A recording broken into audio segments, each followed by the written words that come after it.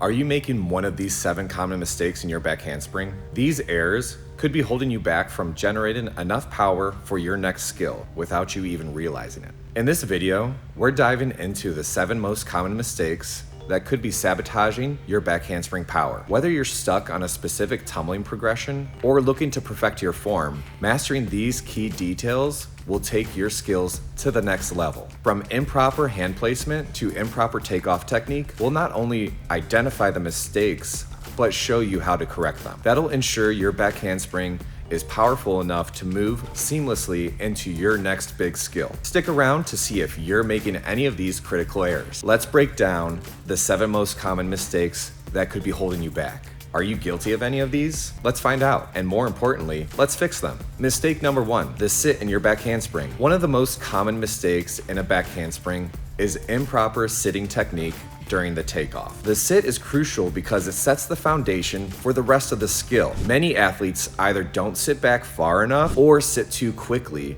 causing them to lose control and power right from the start. Imagine you're sitting back in a chair.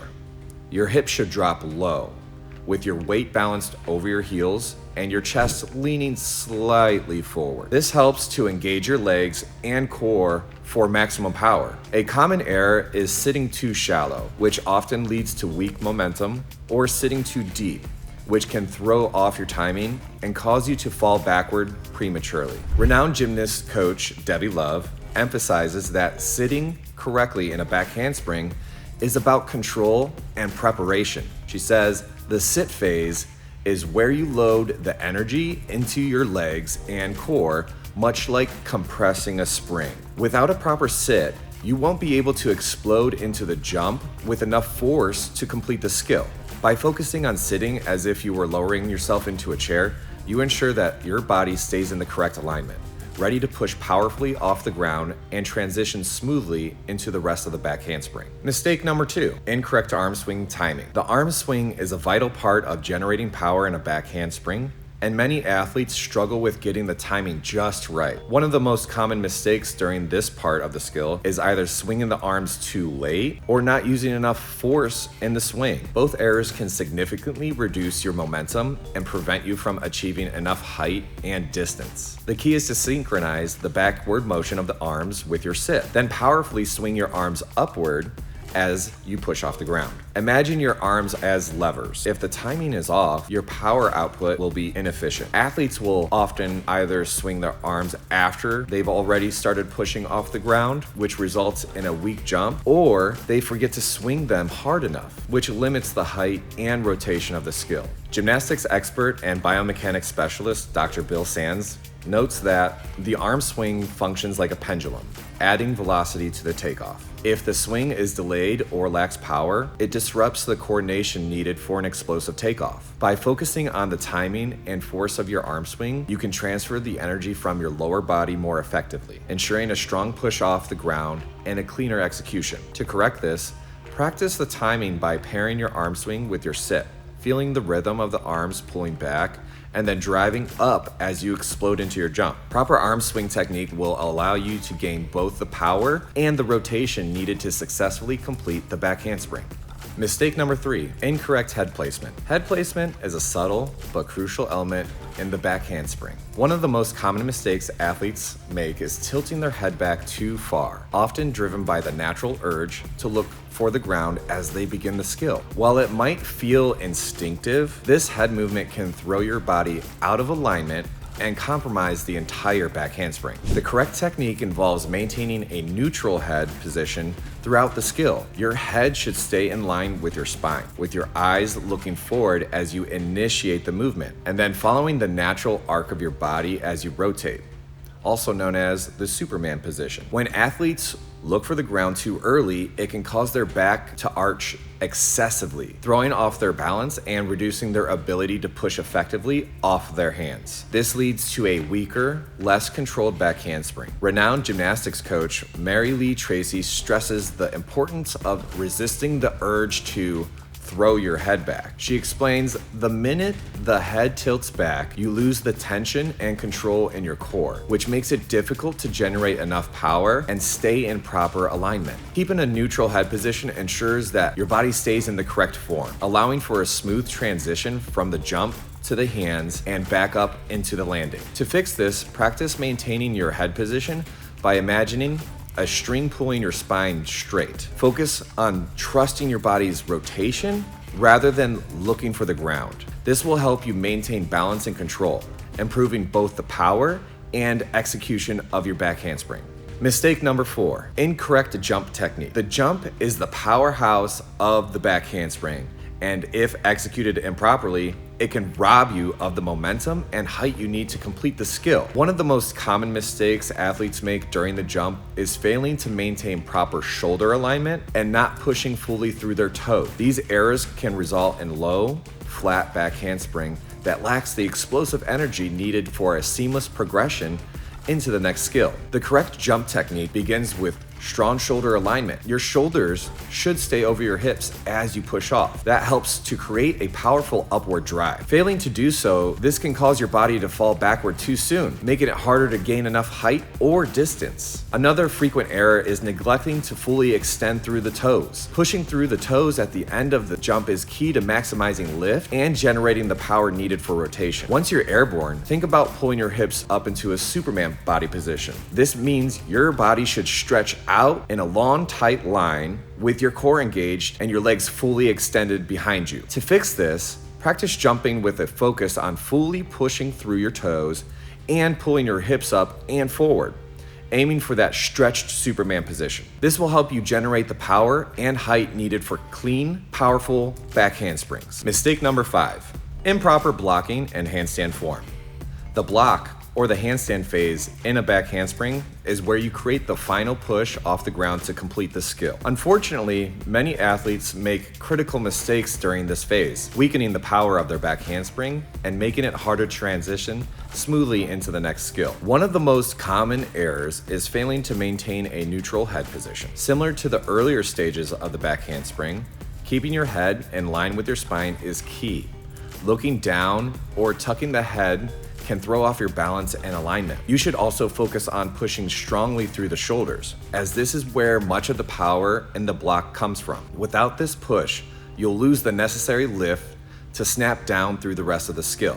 Another frequent mistake is allowing the core and glutes to relax during the block. To execute a proper back handspring, your core and glutes need to be tight to create stability and control. Letting these muscles loosen leads to a banana back or arched shape, which compromises both your height and control. Additionally, keeping your arms locked and shoulder width apart is essential for a strong, stable block. If your arms bend or drift too far apart, you risk losing power or even falling out of the skill. Hand positioning is another important detail. Your hands should be slightly turned inwards to create a Hershey kiss shape with your arms. This positioning helps keep your arms strong and aligned while preventing shoulder strain. Lastly, your legs should stay together with toes pointed and extended. Athletes often let their legs separate or fail to point their toes, which can reduce the overall sharpness and aesthetic of the back handspring. Dr. Dave Tilley, a physical therapist and gymnastics coach, highlights the importance of pushing through the shoulders while maintaining a strong hollow body position. He explains, the block should be like a springboard effect.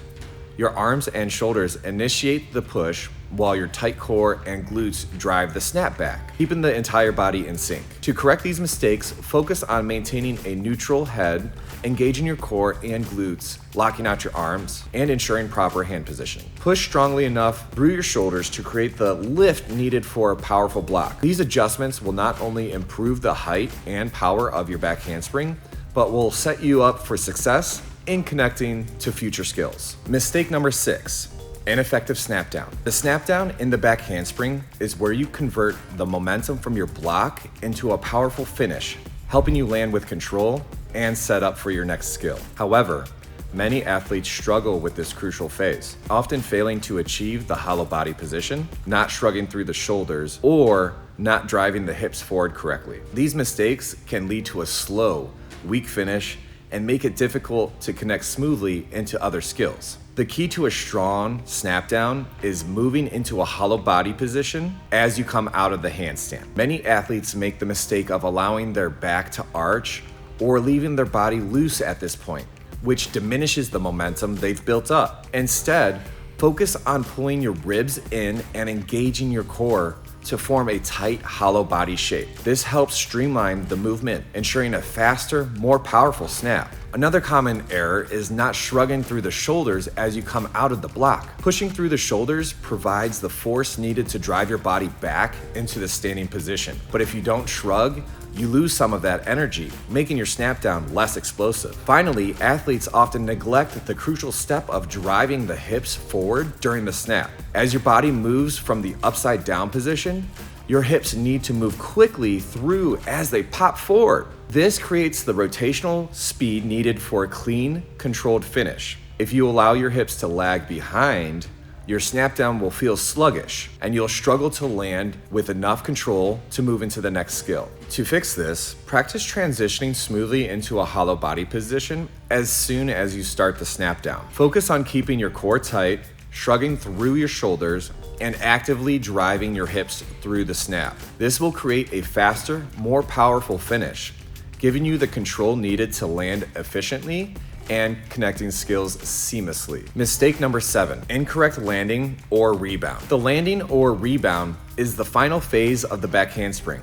and how you finish can either set you up for success or leave your skill looking incomplete. The biggest mistake athletes make here is not knowing when to use a proper landing versus a rebound, and failing to execute the correct technique for each. In a landing, often used when finishing a skill or sequence, the goal is to absorb the impact for a clean stick. One of the most common mistakes in a landing is not properly absorbing the force through your legs, leading to a rough or wobbly finish. To stick the landing, you should bend your knees slightly as your feet make contact with the ground, letting the shock to be absorbed by your legs rather than jolting your entire body. Many athletes also tend to drop their chest too low, compromising their balance and making the landing look unstable. For a clean landing, focus on keeping your chest up and your arms tight by your side as you stick the landing. Your body should remain upright and balanced, with your core engaged to help you maintain control. By absorbing through your legs and maintaining good posture, you'll stick the landing with precision and stability. In contrast, when performing a rebound, the goal is to immediately punch off the ground to continue into another skill, like a back tuck or a layout, even a full. The common mistakes in a rebound are either failing to punch properly through the toes or not maintaining a tight body position, leading to a weak, ineffective rebound. A proper rebound begins with a strong punch through the toes, using the momentum from the back handspring to propel yourself upward. At the same time, your chest should stay lifted and your arms should drive up into a tight body position. Keeping your arms up helps create more lift while your core stays engaged to control your rebound. If your arms are loose or your body is not in a tight extended position, your rebound will lack the power and height needed for the next skill. An important aspect to consider during the rebound is foot placement as you push into your next skill. For upward skills such as tucks, layouts, or fulls, your toes should be positioned slightly behind your body as you get ready to initiate the next movement. This helps create the upward momentum needed for those types of skills. Conversely, for skills that transition into a back handspring or a whip, your toes should be sweeping through to be positioned in front of your body. This foot placement creates a more streamlined motion, allowing for a more effective push and maintaining the flow of your tumble pass. Gymnastics expert Tammy Biggs highlights the importance of understanding these differences. A landing is about control and balance, absorbing through your legs, while a rebound is about exploding upward. Foot placement can significantly affect the success of your next skill. Knowing whether to position your toes behind or in front makes all the difference. To fix landing issues, practice sticking your landing by bending your knees slightly, keeping your chest up, and focusing on controlled balance. For rebounds, work on punching through your toes and driving your arms upward in sync with your body for a tight, powerful rebound. Pay close attention to your foot placement based on the type of skill you're transitioning into, ensuring a smooth and effective execution. Understanding the purpose of each technique will help ensure clean finishes or smooth connections to your next skill. Remember that mastering this skill is not just about correcting errors. It's about creating a strong foundation for future growth. We encourage you to look into a local tumbling or cheerleading facility and observe the techniques being instructed. The right environment can make all the difference in your athlete's progress. Before selecting a facility or coach, don't forget to check out our video, Protect Your Cheerleader: 5 Toxic Coach Red Flags Every Mom Must Know. Equip your athlete with the education and environment they need to thrive and reach their full potential. Together, let's ensure a positive and productive journey in tumbling.